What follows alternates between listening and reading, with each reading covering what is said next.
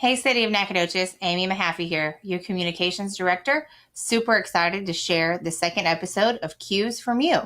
We're going to start every week answering your questions, just like we do here at City Hall, on the phone and at City Council meetings and on social media, to begin sharing the answers to the questions that you have about your community.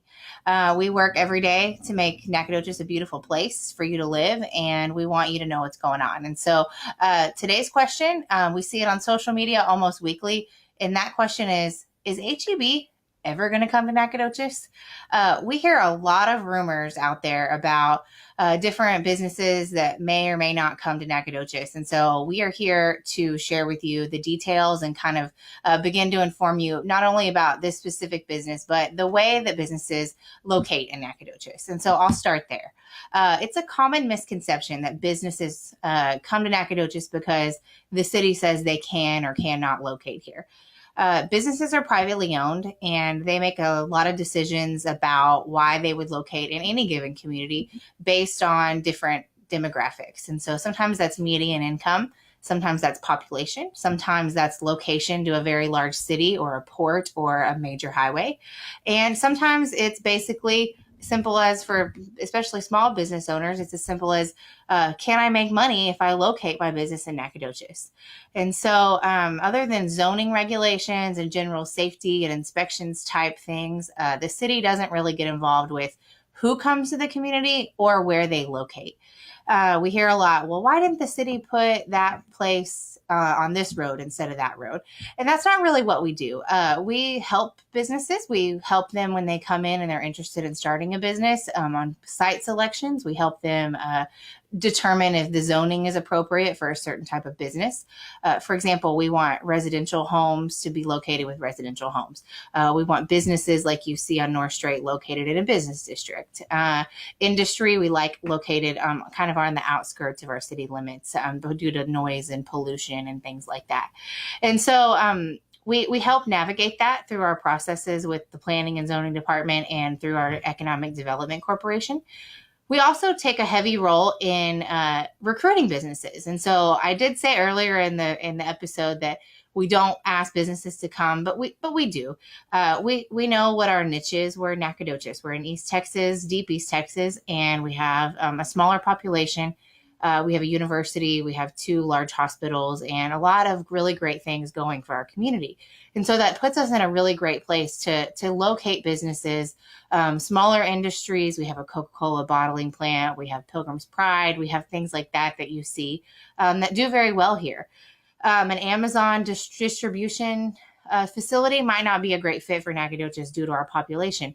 A lot of these businesses need workers. They need a lot of people that live in a town to work at the business. And so we fill a niche. And so our Economic Development Corporation does a really great job of finding businesses that are looking to relocate and trying to bring them to Nacogdoches. The other thing that we do is retain our current businesses. And so our health of our community is very dependent on our small business owners being able to be successful for a very, very long time. And so our Economic Development Corporation is a great resource to business owners. They have different classes, they provide trainings for workers, and they're just a really awesome resource for people who are currently in business or maybe want to open a second location or expand their business within Nacogdoches that already exists. And so that's a very long roundabout answer to the question about HEB specifically. So what's going on with HEB? We know that they own property on both sides of University Drive on the Loop. That is very exciting for us because that means that they are wanting to build a location here in Nacogdoches. I love my San Antonio blend coffee. I have a cup or 2 or 20, depending on the day, every morning. And so I totally get the excitement that is surrounding by HEB coming to town. Typically, what private developers do is they buy property, especially with HEB, they buy property in their market. And so we know that they've purchased property, so we're within their market. And they will sometimes be finishing other projects in other communities. They sometimes are working through issues that other towns or other build outs of other stores might be presenting to them. And so they don't always share with the city their timeline, and they don't necessarily call us every day to let us know what's going on in their private business. However, We do know that we have an active economic development agreement that the city council has approved and extended once to be able to offer incentives for HEB to come to Nacogdoches. And so what economic development incentives are, and that's a whole other episode for a whole other day, basically offset the cost of development. And so when the city council and city staff look at a new business coming to town and they determine that it's going to add value to our community, not only in tax dollars, but add something to the community that we might not necessarily have, like an HEB, which is a unique grocery store that people yearn for, then we determine if the appropriateness of offering an incentive. And so what that could look like for some businesses is as simple as a fire hydrant being installed for them, or a sewer line or a water line that might be extended to the site to aid in the process of the development. And so at this time, that agreement that we have with them has been extended, and it's not necessarily anything that anybody's done wrong. And the delay, if you will, if you want to call it a delay, is largely attributed to the grocery store market. And the grocery store market across the country is kind of at a standstill. Traditional grocery stores are not something that we're using as much as we used to. I know that sounds crazy. I have a 1-year-old. I go to the grocery store once a week, if not twice a week, to buy a gallon of milk.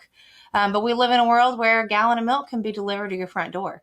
And so grocery stores across the country aren't developing as rapidly as they were, due to the fact that some people are ordering Blue Apron once a week, or HelloFresh, or they're having Amazon Pantry deliver their groceries to their front door. And so this has really changed the amount of people who are actually shopping in grocery stores. And it's also, it changes the way that the grocery stores look at their profits. And so now they're having to sell more of the same type of food, like a banana, if you will. They're having to sell more bananas to make the same amount of money. And that's because they don't necessarily want to pass food costs along to us, the consumer. So their profit margins have shrunk.